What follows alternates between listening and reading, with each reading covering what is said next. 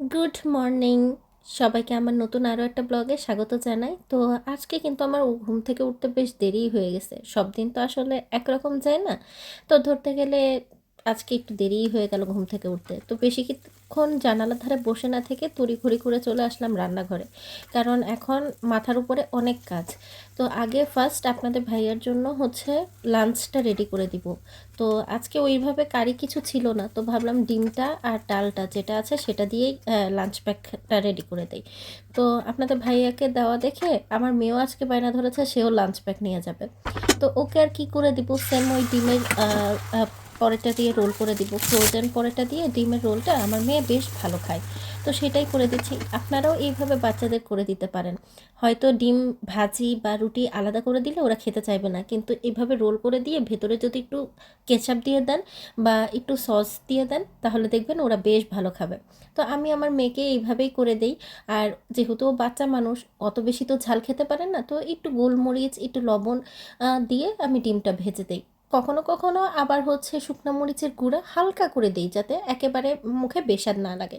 তো এই যে এখানে ওর টিফিনটা রেডি করে দিচ্ছি, একটাও খেয়ে যাবে আর একটাও নিয়ে যাবে।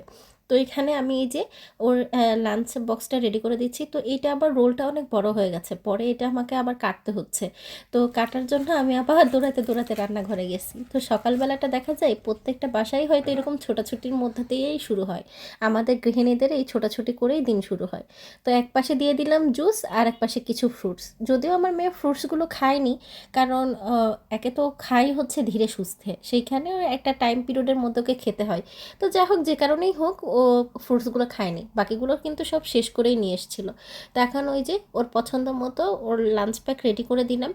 আর এই বক্সটা আমি নিয়েছিলাম আমার পাশেই একটা দোকান থেকে, সব থেকে বেশ ভালো লেগেছিল বক্সটা। আর মেয়েদের তো পিঙ্ক কালারটা সবসময় পছন্দ, আমার মেয়েরও কিন্তু পিঙ্ক কালারটা অনেক পছন্দ। তো বক্সটা কেমন লেগেছে আপনারা সবাই কমেন্ট করে জানাবেন। তারপর আমি চলে আসলাম আমার ঘরে। এইখানে এই যে মেয়েকে রেডি করে দিচ্ছি, যতক্ষণ পর্যন্ত ও বাসা থেকে বের না আল্লাহ হয় হাফেজ। ততক্ষণ পর্যন্ত দেখা যায় আমার কাজ আর শেষ হয় না। তো এখন ওরা আই চলে লাভ ইউ গেল, টু। এখন আমি একটু নিশ্চিন্ত। I love you, Papa. হুম, আল্লাহ হাফেজ মামনি। I love this. আল্লাহ হাফেজ।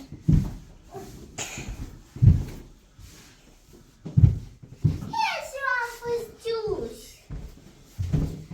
Here's your office juice. তো এই তড়িঘড়ির মধ্যে নিজের তো একটু যত্ন নিতে হয়। তো কফিটা যে খাওয়া হয়নি সেটা ভুলেই গেছিলাম। তো যাই হোক, কফি বসায় নিয়ে কফি খেয়ে নিলাম। দ্রুত কফি খেয়ে আবার ছুটতে হবে আরও একটা জায়গায়।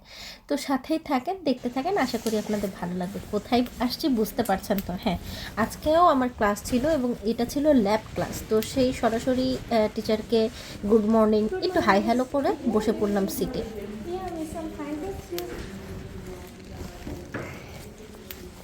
কেউ বসছে নাকি?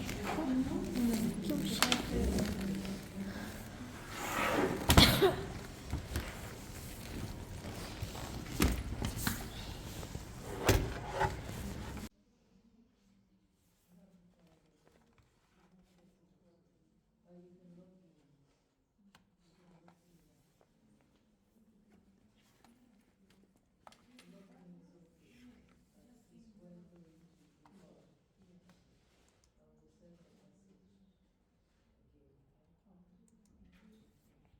তো হ্যাঁ, তো এখন এই যে ল্যাবের কাজ করা শুরু করলাম। তো দেখতে দেখতে ভিডিওটা শেষ প্রান্তে চলে আসছি।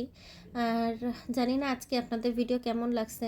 আজকে খুব একটা বেশি কিছু তেমন শেয়ার করতে পারলাম না, তবুও চেষ্টা করলাম যে সবসময় ভিডিওটা দেওয়ার বা কন্টিনিউ করার। এইটা এখন থেকে চেষ্টাটা অব্যাহত থাকবে। অনেকবার বলেও করতে পারিনি ব্যস্ততার কারণে।